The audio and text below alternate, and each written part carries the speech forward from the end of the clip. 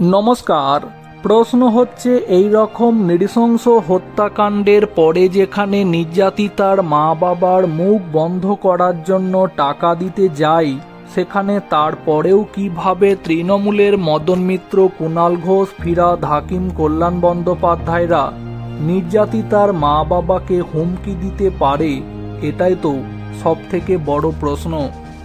একটি সংবাদ মাধ্যমকে দেওয়া একান্ত সাক্ষাৎকারে নির্যাতিতার মা বাবা জানাচ্ছেন, ওনারা প্রথম দিন থেকে আমাদেরকে টাকা দেওয়ার চেষ্টা করছে। 9 তারিখ যখন আমাদের মেয়ের শরীরকে দোতলায় নিয়ে যাওয়া হয়েছিল, তখন সেখানে আলাদা একটা রুমে ডেকে ডিসি নর্থ এবং লোকাল তৃণমূল নেতারা আমাদের টাকার অফার করেছিল। একটা কাগজের প্যাকেট দিচ্ছিল। আমি বললাম, কি আছে এতে? বলল, টাকা আছে।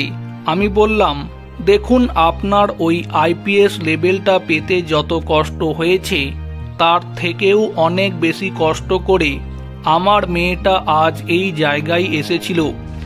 তার এই রকম পরিণতি হয়েছে। আপনি আমায় টাকার লোভ দেখাবেন না। তারপরে উনি কিছুক্ষণ থেকে সেখান থেকে চলে গিয়েছিলেন। এই কথা বলার পরই নির্যাতিতার মা বাবা কান্নায় ভেঙে পড়েন।